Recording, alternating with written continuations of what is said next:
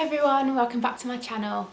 I am doing the first episode of the Infertility Diaries, how we got to making the decision to try for a baby and how our journey's gone from there and how we've kind of ended up with this horrible label of infertile, which doesn't actually mean that you can't have a baby, it just means that you're having problems. So yeah, let's get into it.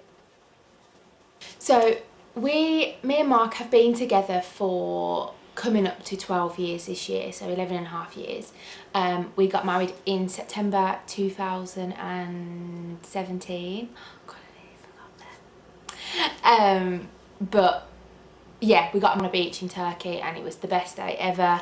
All our friends and family were there, so it was perfect.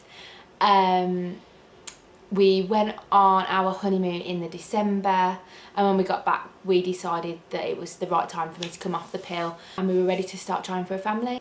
I came off the pill and a few of my friends had come off, and I'd heard mixed stories really about how your body can react when you do come off the pill. Some people go back to normal almost straight away. That wasn't the case for me at all. You have what they call a withdrawal bleed. When I stopped taking the pill in January, and I didn't have a period for 6 months.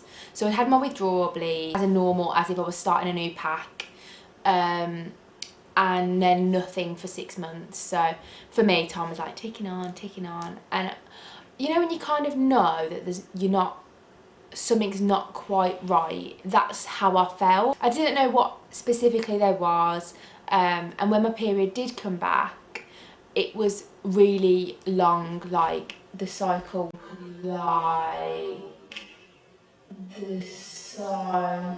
water then. So I'm dog sitting my friend's dog. This is Water. Say hello. Hello. Where were I? Come off the pill, 6 months, and then it had a really prolonged period. So I've never really been regular. I've been on contraception for, it would have been 10 years. So various contraceptions. I've been on the pill, I was on the injection for a while, I've had the implant, and then I went back onto the pill. So I've had my go at quite a few different ones, and I've never really found a really good groove with any of them. You know, some people just really click with a contraceptive.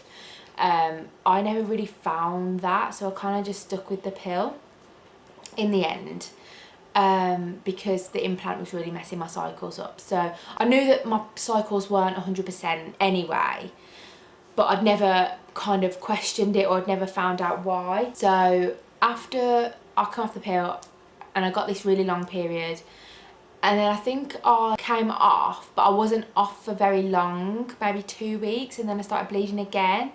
So by that time I thought, do you know what, I'm going to go to the doctors and just see, because I'd also been trying to track ovulation. So at the time I was using Natural Cycle, and also the wee sticks as well, just to see if anything was happening, and I could never pick up ovulation. So my cycles were all over the place. I was like, oh well, even though they're long, I might still be ovulating. So that was kind of my hope.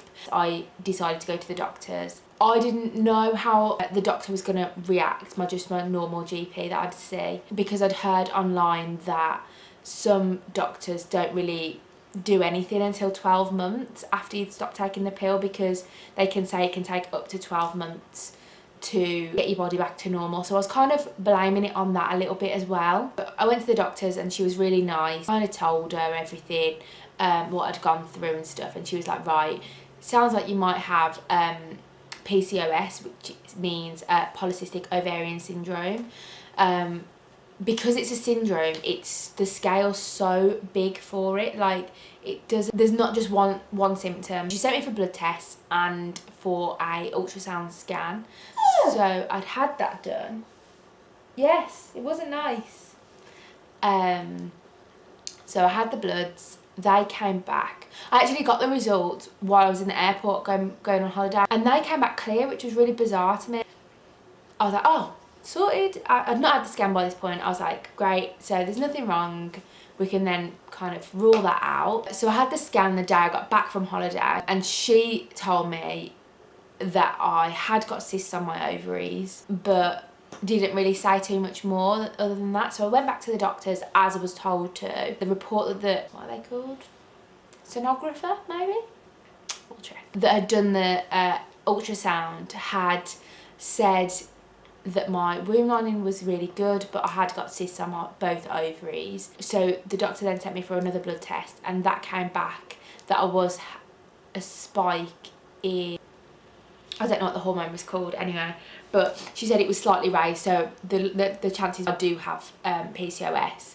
So that was it then. That was kind of the day I had kind of confirmed that I had a polycystic ovarian syndrome, which does make ovulation more difficult, which can make your periods irregular, and which can make getting pregnant really hard as well. We also had a sperm test done on Mark's sperm. The first lot of results for that had come back bad. Like, there's 3 things. So things that they check for in sperm is your sperm count, the shape of the sperm, which is morphology, and the motility of the sperm, which is how well they move. The marks came back that the motility was bad and the other 2 were fine. This is something that is becoming more common in men.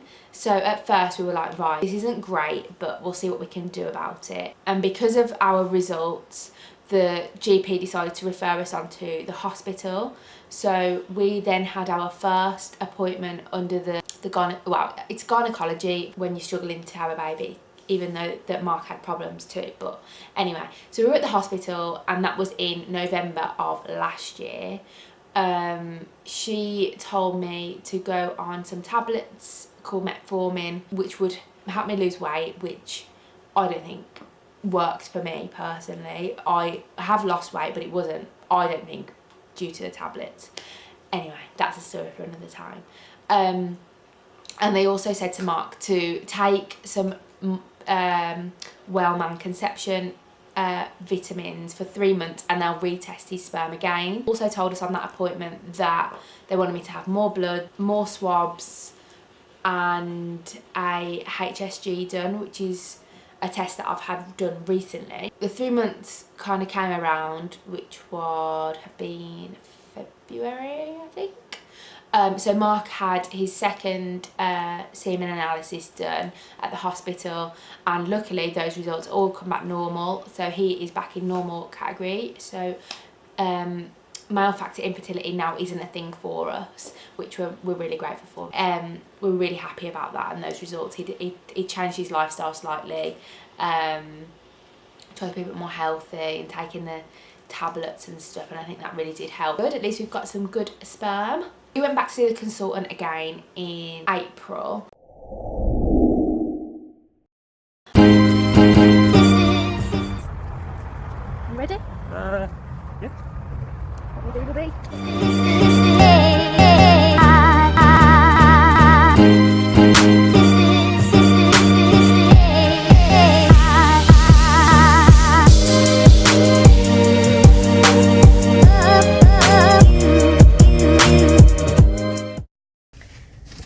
So I've just been in weight because they told us that if we were to have IVF in the future, if we did need it down the line, the NHS BMI that they would let you have IVF at is 30, and at the time mine was over that. So I got it down to that, so she was really pleased, which was something. But she'd realised that I'd not had the HSG test done too, which is the one where they check your fallopian tubes. So I'd tried to have this test done 3 times already, and I'd gone in, but because my cycles are so irregular, and I'd been in and they'd kind of like put the speculum in and had a look, and there was still blood there, but they won't do it because the catheter that they place into your cervix, they don't want to cause any infection, so they won't do it if there's any signs of any blood. Twice that's happened, because to me from the outside I wasn't bleeding, there was nothing coming out, you know when you know. It was like that. So for me it was a shock, and it was really frustrating, especially when you have to go there and pay for parking, you know, and you kind of get yourself worked up to do it. And and then it was, no, can't do it today, come back another time. And then, you know, I bleed for so long that it takes so long in between, and then if they can't get me in the short window that I don't bleed for, it was like so annoying. It was a couple of weeks ago in May, so I finally stopped bleeding, and they'd finally managed to get me in quick time. I'd had the direct line for the department, and I was getting on really well with the radiographer that I kept seeing. And they'd said that they want the top doctor to oversee my procedure just in case anything goes wrong, or just in case there's blood there and she might be able to do something different. But anyway, it was fine. So I was in this room, I took some photos so I'll pop them up. I was in this room, it was kind of like an x-ray or an MR, like a CT type thing, like a semicircle. So you lie on the bed, legs open as if you were going to have a smear. So they pop the speculum in, and they use this long tube with a little balloon on the end. So they pop that in, blow the balloon up. The balloon stops any leakages, so it stops the liquid running back out. So they inject this dye into you. It's clear, but it shows up on an x-ray. So they're x-raying you whilst the dye is going into your uterus, which then fills up your uterus and kind of flows out into your tube, so they can see that it's all open and clear. So every time we talk about it, it's like, right, got to get this test done, then it'll all be clear, and then the next step was for us to go on to Clomid.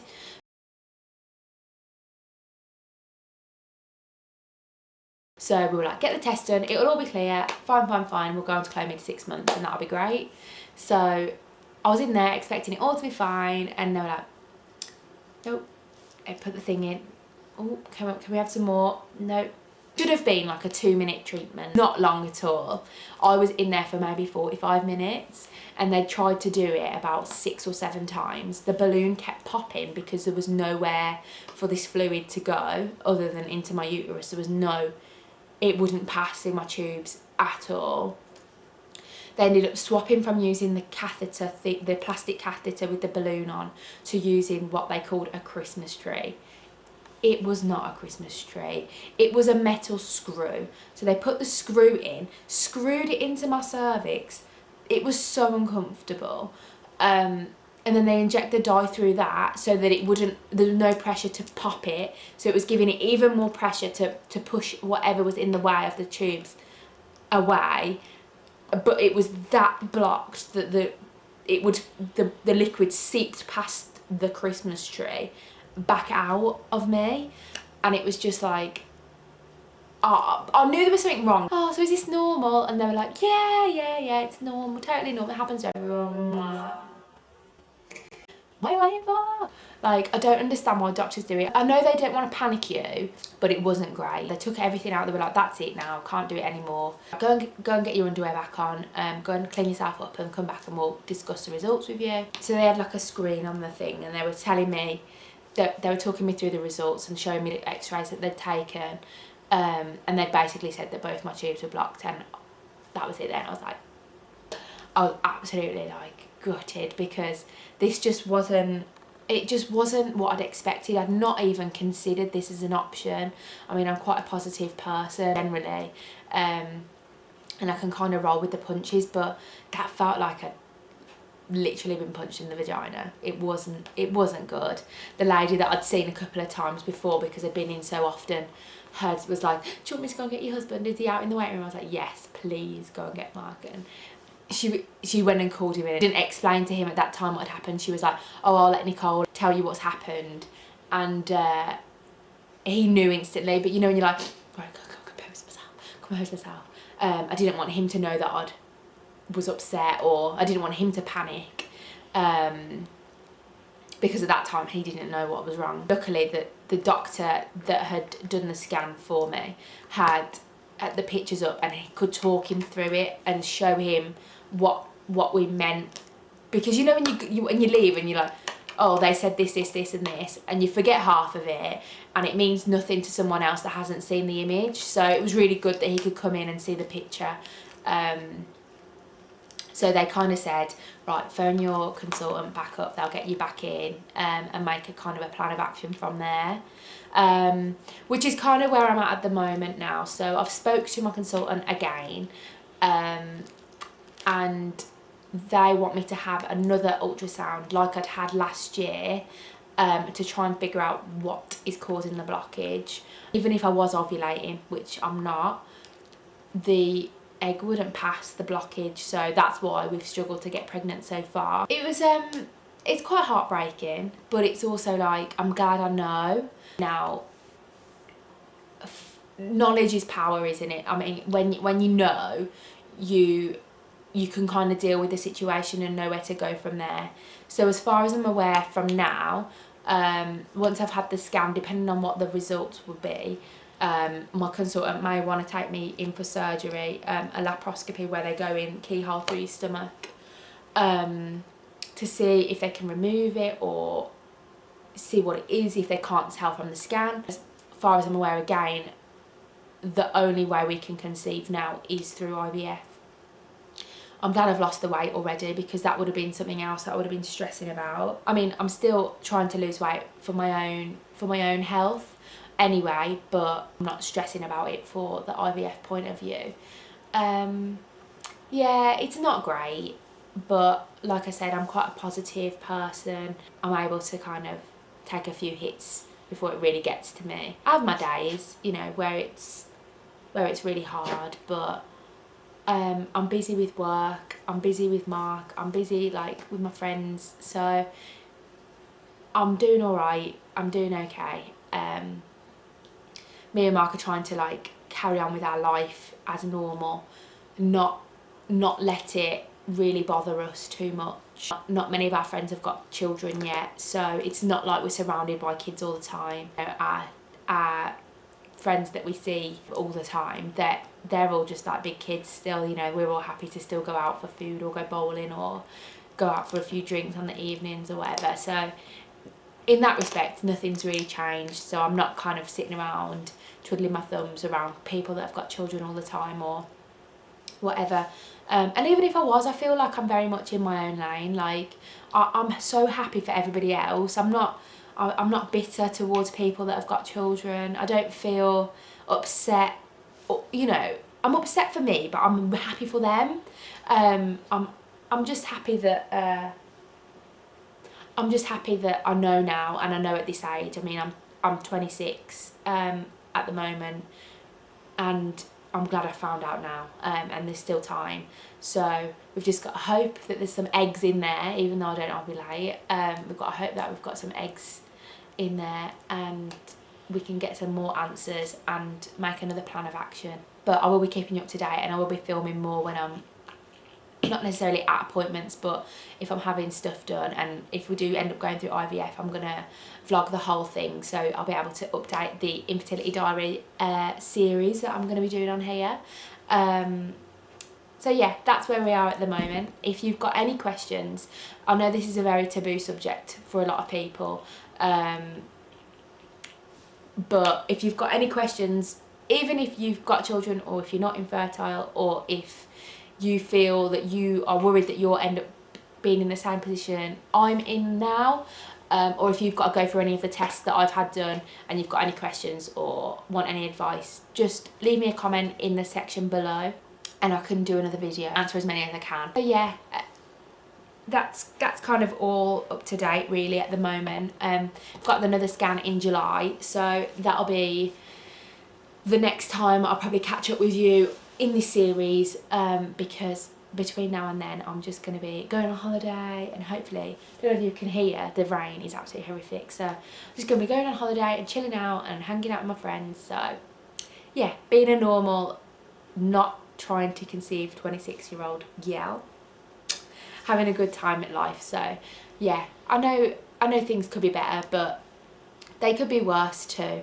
So yeah, let's stay positive. Positive mental attitude is everything, and I believe that that will get me through whatever these next few months are going to throw at us. Lots of love and luck, because this is going to be really tough. Anyway, thanks for watching. I'll see you next time.